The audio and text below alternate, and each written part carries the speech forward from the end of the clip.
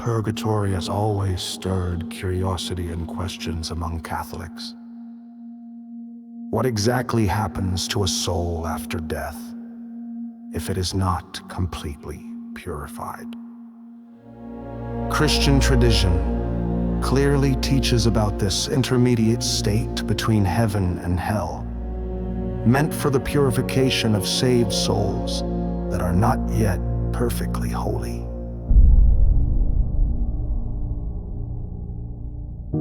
Among the great witnesses who shed light on this reality is Saint Francis of Rome, a mystic from the 15th century who received extraordinary revelations about purgatory. What do these visions add to our understanding of the soul's journey after death? And how do they align with the Church's traditional teachings?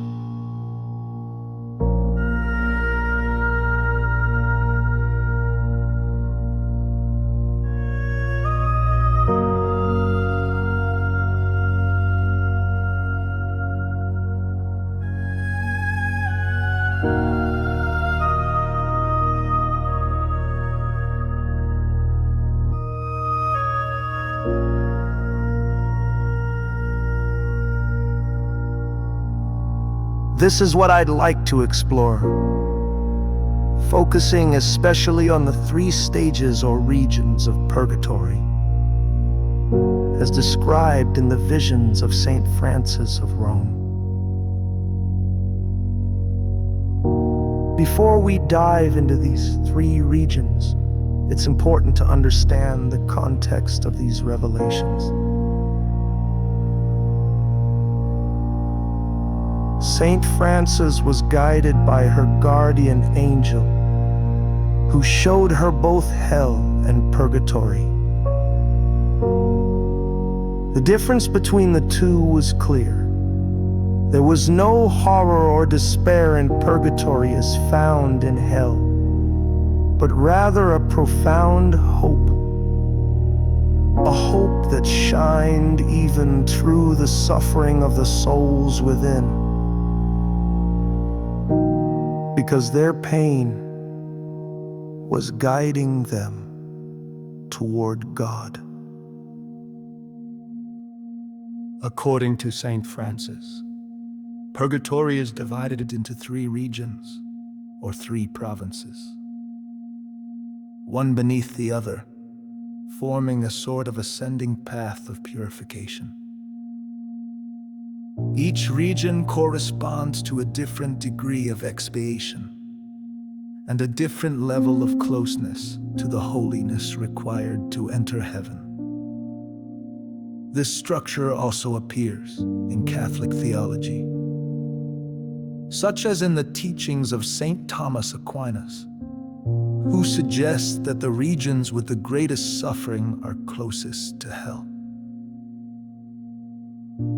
Let us start, then, with the first region, the lowest and most severe level of purgatory. Saint Francis describes it as a huge burning sea, where immense flames engulf the souls found there.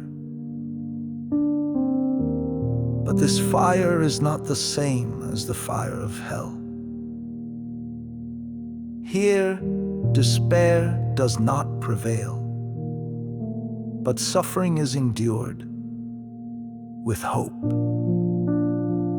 This first region is reserved especially for souls who, during life, committed mortal sins, but received the grace of confession shortly before death. They are forgiven the guilt of their sins and spared from hell, but they did not adequately make up for their transgressions through temporal satisfaction. To understand this, it's essential to remember the Church's teaching about the 2 punishments attached to mortal sin. Eternal punishment, eternal separation from God, deserved for rejecting His infinite love. And temporal punishment, which concerns the disorder caused and the need to restore the justice and order that were violated.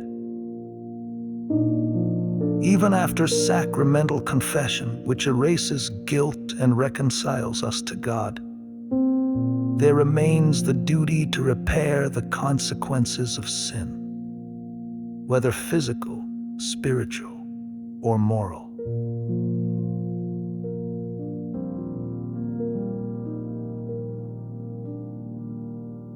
A simple example can help. Imagine someone who, repentant, asks forgiveness after damaging something precious.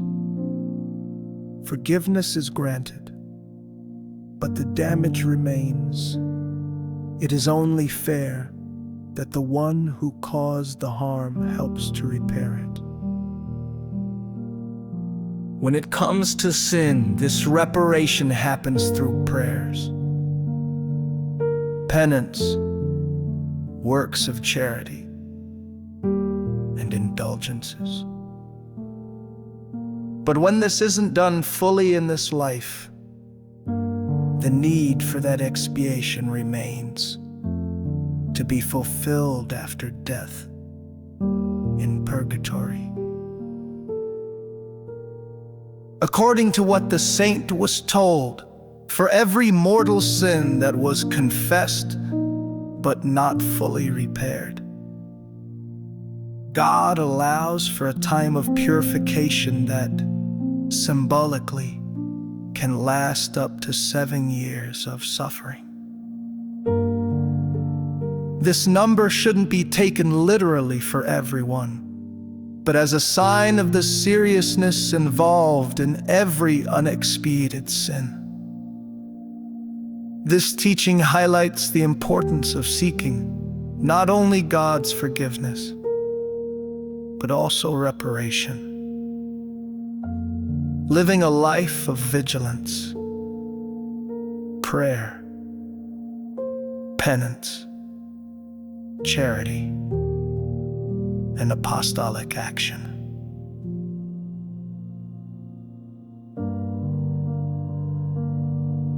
In this first region, Saint Francis saw lay people who had genuinely converted at the end of their lives, as well as consecrated persons, priests and religious, who despite their call to holiness, had not fully lived up to that ideal.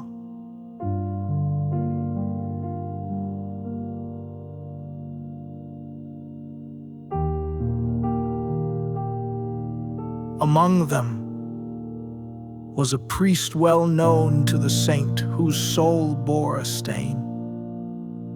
Even though his life was virtuous, he was lacking in temperance, especially in matters of earthly pleasures.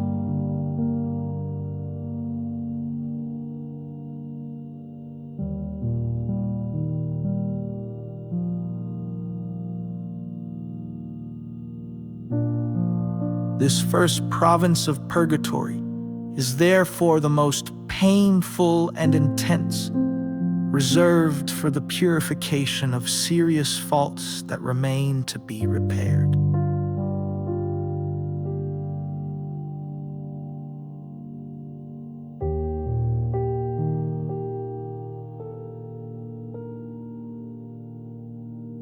Reflecting on this reality, it becomes clear how crucial it is to take care with our choices, to sincerely seek daily sanctification, and, whenever possible, to repair on earth whatever has offended God or our neighbor.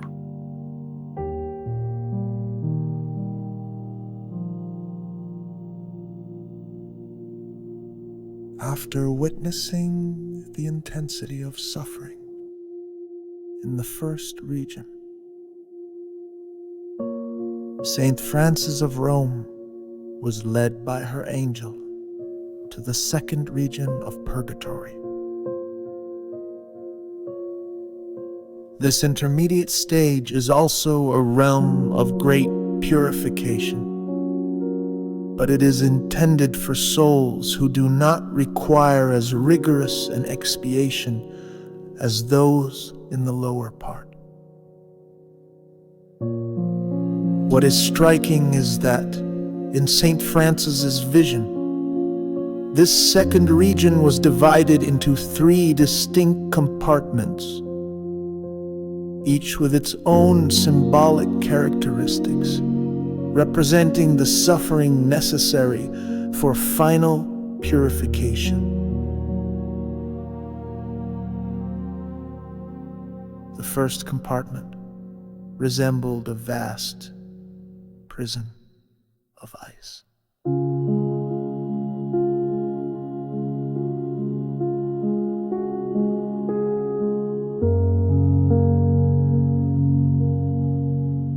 Here, the cold was described as indescribably intense, causing a kind of suffering different from the burning heat of the previous region, but no less profound in meaning.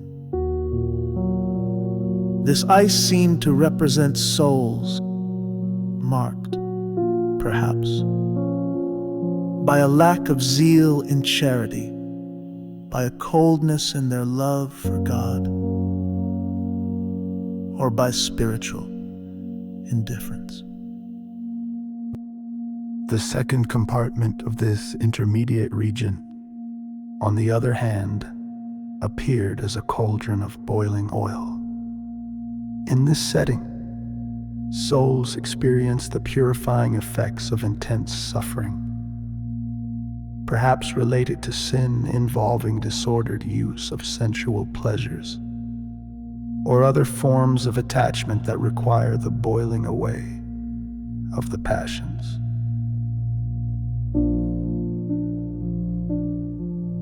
The third compartment had the appearance of a tank filled with liquid metal, like molten gold or silver. Once again, purification takes place in a symbolic way.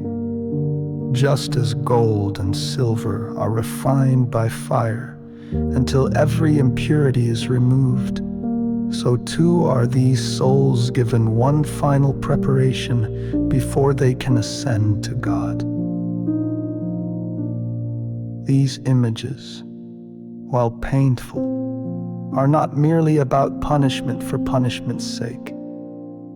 They reveal the mysterious process of divine mercy, where each soul is prepared, according to its need, for the fullness of communion with God.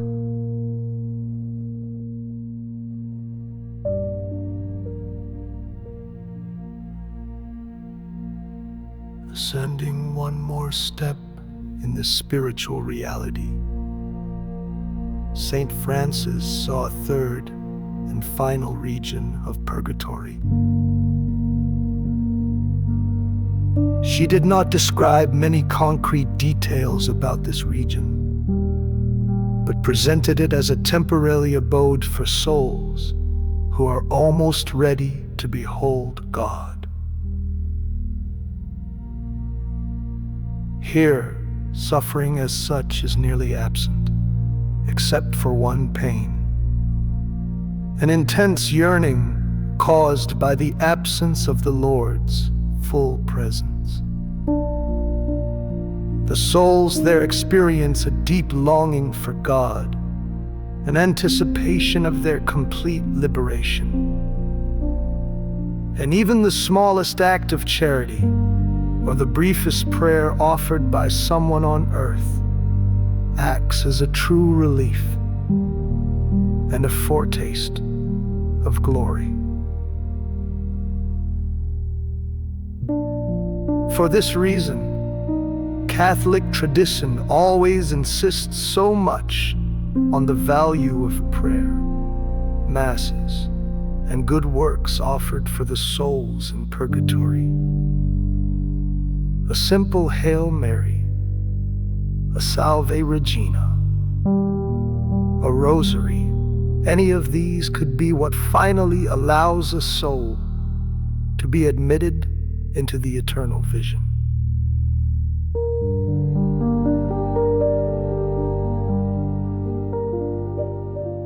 In light of these realities, one reflection is inevitable. Our present life is the great opportunity to seek purification here and now. Through penance, prayer, charitable works, and, above all, reparation for our own sins. Equally important is to cultivate spiritual charity in our hearts, moving us to pray frequently for the souls in purgatory, especially at opportune times, such as the month of November, which the Church dedicates to their memory.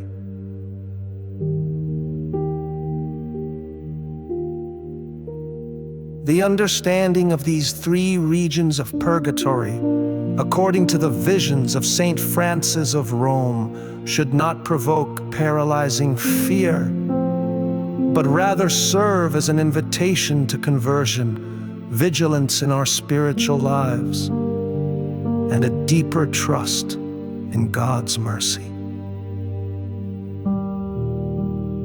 May this reflection inspire each one of us to live more holy lives, taking careful steps and staying fervent in intercession for those who have gone before us.